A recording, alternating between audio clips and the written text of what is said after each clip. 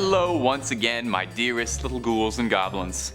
Now I spend all day, just about every day, crawling the web for the creepiest content I can find for you little ghosties. But I haven't even scraped the surface of what's out there.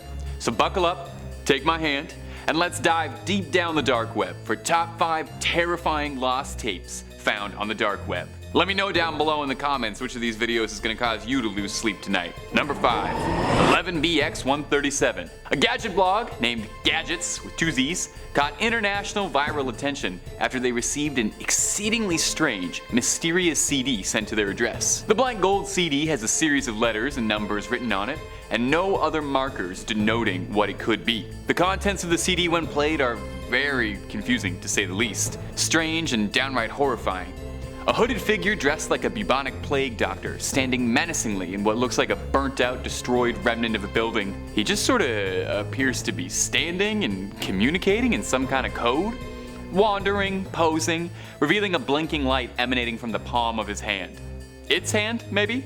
This thing does kind of have SCP-049 vibes. After about a minute, the hooded figure faces the wall, where he stays for the remainder of the video. But where the video goes from creepy to I might never sleep again levels of horrifying, is that when you run the audio through a spectrogram, a fancy word for a visualization of sound, images begin to appear of tortured bodies and a chilling threat spelling out, "You are already dead." That's the kind of thing you'd love to receive in the mail unmarked. Internet sleuths the net over came together to try and uncover and unmask this nefarious figure in the terrifying video. Now, if it's any comfort for you, the images found in the spectrogram appear to be excerpts from low-rent horror movies, and people found screen captures that matched up pretty well. Speculation ran wild as to what this video could possibly mean. Was there a secret message or a threat behind its cryptic codes? Was it just an advertisement for something?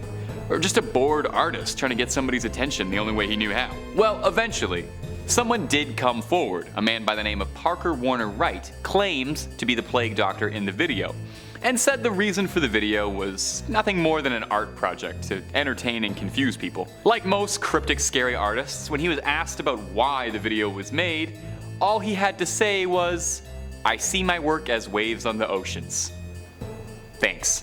Number 4, I feel fantastic. Now, if you're a student in horrifying, unexplained YouTube clips and legends, perhaps you've been unfortunate enough to run into this one before. But if you haven't, I'm sorry. It's been years since I Feel Fantastic first graced the YouTube algorithm, and yet we're still no closer to understanding, uncovering what's going on here. The video is pretty short and sweet, but I doubt you'll actually be able to finish it. It's a mannequin-looking android named Tara, singing her little song for the camera. Now, she's got the chutzpah down pat, but her natural stage presence could use a little bit of work, maybe her tone too, because she kind of sings discordantly and completely terrifying. It sounds like the kind of thing that you would hear a few minutes before you wake up strapped to an ice-cold slab operating table in a dank basement.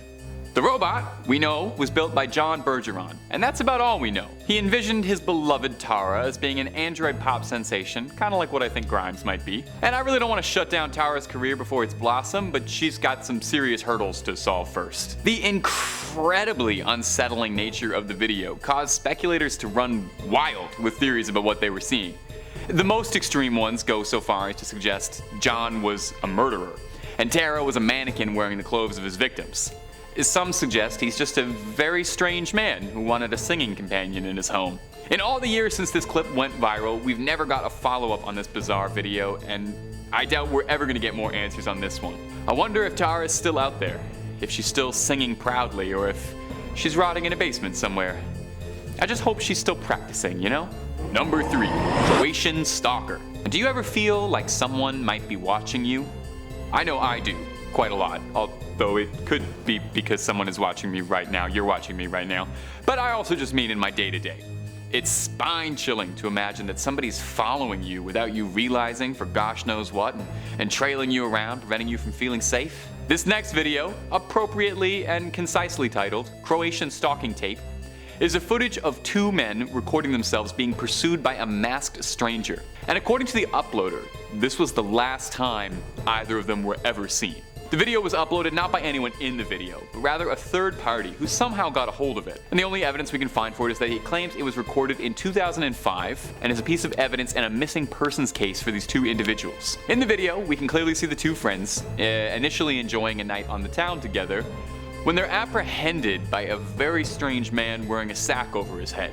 You know, normal stuff. At first, the sack-clad man appears, well, I don't want to say friendly per se, but he's not outwardly hostile.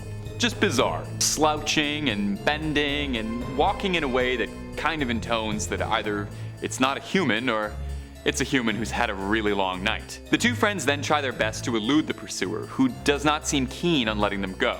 They try to lose him by making their way to a hotel lobby, where they proceed to call for an elevator to try and find some respite from their stalker, only for the elevator door to open and show them the last thing they could have ever wanted to see, as they are face to face with the sack man and the doors close. If the video uploader is to be believed, this could really be the last thing they ever saw. It was hard to try and find any more information about this video. I did some digging, but I couldn't get any solid answers as to where this came from, who these people were, and if they really went missing. There's some speculation that it could be a very elaborate fake, which is always a possibility.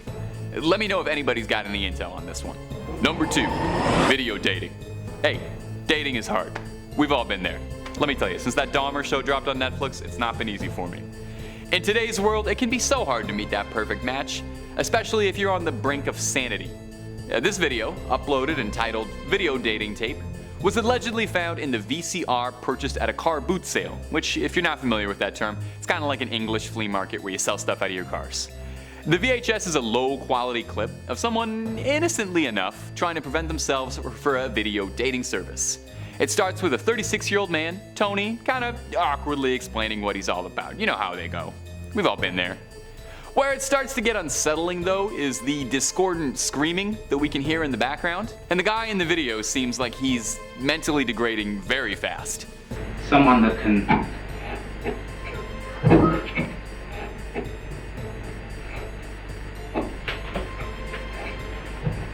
He starts smacking himself in the head in frustration, tripping over his words, and accidentally revealing probably a lot more than he means to.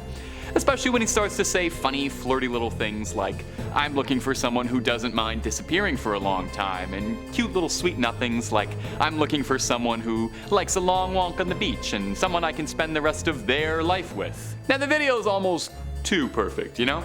And the only thing that makes you wonder if maybe it's not a fake is just how convincingly creepy this 36-year-old bachelor is acting. If anyone has got some answers for this one, please let me know, because this one really did send a chill down my spine trying to watch it. And hey, if anyone wants, at the end of the video, Tony left his address if you'd like to reach out to him if you like pina coladas getting caught in the rain and want to spend the rest of your life with him. Number 1, Sad Satan. Sad Satan is a deeply mysterious, lost video game, allegedly emanating from the dark web, and it's wrapped in intrigue and controversy and has all the makings of a great classic internet urban legend. The game first came into the mainstream when the owner of the now defunct Obscure Horror Corner YouTube channel was sent a link to this strange game, with the sender saying that they found it on a deep web page where users could post random files. The actual game's contents are deeply disturbing and unsettling. It truly feels like something you were never meant to see. There's not a whole lot of depth to the gameplay. It just features the player wandering down maze after maze of monochromatic hallways. A strange audio plays all around you from all sorts of sources, like an old Swedish number station, disembodied, blood-curdling screams. In some versions of the game, there are enemies that appear to be ghostly children figures standing in the maze with you. Images flash repeatedly through the gameplay, featuring pictures of notorious criminals. Audio from recordings of criminals like Charles Manson can be heard and seen. The game ends rather abruptly. If you run into any of the haunted children in the game, they'll end you and the game will be over. The mystery behind Sad Satan is arguably bigger than the game itself. Where did it come from? To date, no one truly knows who developed it or why or what their intentions even were. After the game became big thanks to the Obscure Horror Corner, there was a drove of interest in the game, leading to sinister double copies being passed around online masquerading as the real one. And these variants would include things like illegal content inside the game or dangerous malware, as users had reported that their computers would act sluggish or even outright shut down irreversibly after downloading the widely released copy. The Obscure Horror channel shut down after Sad Satan started to get attention, leading to a ton of speculation there. Was the original uploader of the video the creator of the game and he was trying to garner some sort of viral reputation reputation for it? Or did he feel some sort of guilt or responsibility for getting this game out into the mainstream? It's been years and we're still no closer to getting any of the answers on this. Well, that's all for this video, my little ghouls and goblins. Creep on creeping on, and I'll catch you in the next one.